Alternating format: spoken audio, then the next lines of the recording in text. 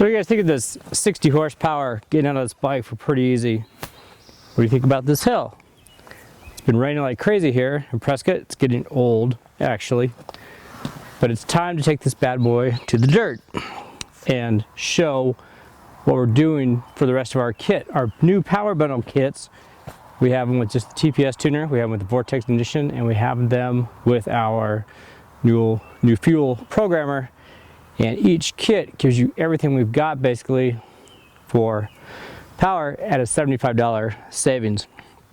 So over just the power stuff, you get the grunt exhaust manifold, you get the fuel filter, you get the 90-degree fuel fitting, and you get the fuel rail. So coupled with everything, 700 bucks, 60 horsepower, but hugely rideable.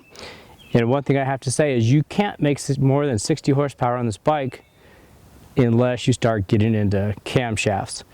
Now I'm working on making my own slip-ons so I can make any muffler I want. I've made big, 2-inch open cores, short, long, doesn't do a dang thing for it. Take the airbox cover off, get more air to it, doesn't do a thing, bottom to top. So all your little holes and stuff mean nothing. Take the air filter off, doesn't change a thing. Change the air filter cage, doesn't change a thing. You get the point. You can lean it up, you can richen it up, I can go in there, I can adjust anything. It still runs the same now every single time. So, if you're gonna struggle to get more than 60 horsepower without laying out another $1,000 probably, and a lot of labor with camshaft, let's just make a really rideable 60 horsepower. So the rest of the kit helps with those simple things. How's the bike start? How's the bike idle? How is it as far as being luggable? Flame outs, that's a big thing. That's what the fuel rail helps with so much. The fuel 90-degree tank fitting, make sure that it doesn't run out of gas if you're pinned for long periods of time. The stock one's a little too restrictive. The new filter, the bigger filter, make sure that your little minute stock filter doesn't plug up while you're out there riding. The grunt, of course, helps right off idle.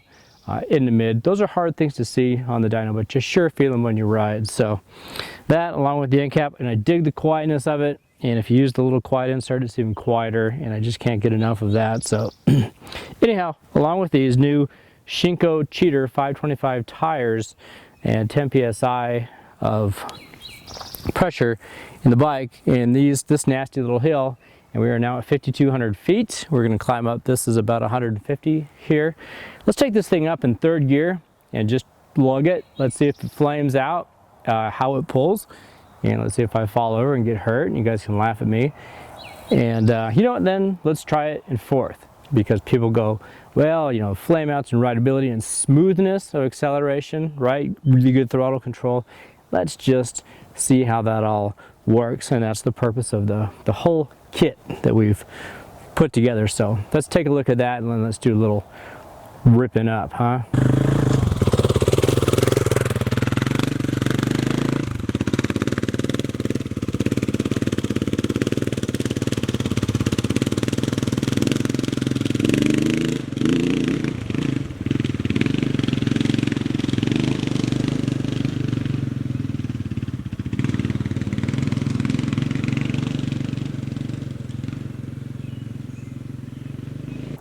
Now let's try fourth gear.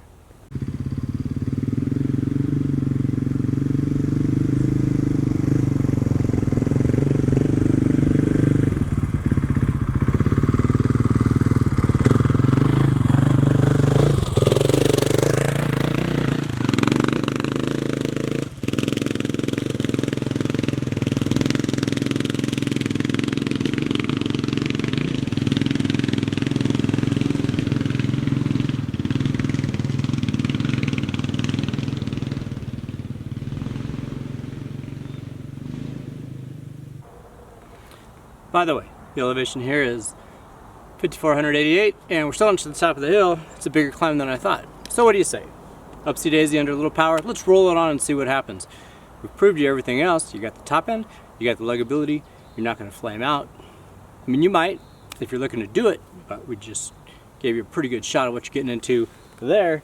Now, let's show you a little roll-on power up a nice incline. Of course, if you're lower elevation, you're going to have a lot more power than this, but this is a good test. Because you know, sometimes you come behind somebody on a blue bike or green bike, and you just got to show them who's boss, right?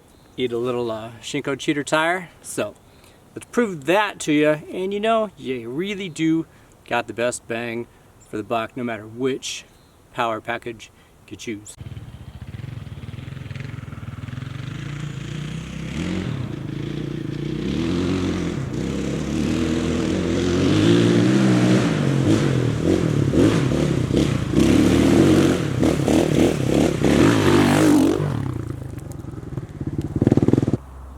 Well, who's kidding who? I'm no super duper rider, but I don't need to be. I just need to be a good developer, inventor, and pretty decent rider, so I can have an idea of what you might be going through when you ride. And just to show you, here's our 90-degree tank fitting, here's our big fuel filter, and here's our fuel rail here. Straight shot fuel rail, help the flame outs and get up and go. What you just saw was just for the 17 to 19 500 EXCs and 501 FEs. Not for older bikes, not for 450s or 350s. I'm talking about the 60 horsepower. We do have bundle kits for those 250, 350, and 450s as well. I welcome you to check out that page. I just do want to say that the only difference between the kits is the fueling module. What I run around with here was our fuel programmer. This is the $700 deal. If you don't ride much over 80% throttle, and honestly, who does on one of these bikes, the TPS tuning kit is more than ample for you. You're going to get all this grunt, this wheelie power, this get up and go. You're just not getting all the fuel that you need. You're just running a little lean, right? 14.5 to 1 when you're pinned out. So if you're going up along sandhill for a long time, I just don't want you to have problems there. The Vortex thing, that's $11.50. That's still saving you 75 bucks. And the only reason that you would do that is if you're a map guy. If you wanted to alter between various maps, you could put a more powerful ignition timing map in it or a more retarded one to help you out for different riding conditions. And you can of course switch between maps with their switch, which is sold separately. So now you know, if you've got a 500, I don't think you're going to be able to beat this deal here. We will see you real soon, because over the weekend it's 2019 350 exc-f time. Now that, with its new clutch, is going to be a hell of a bike.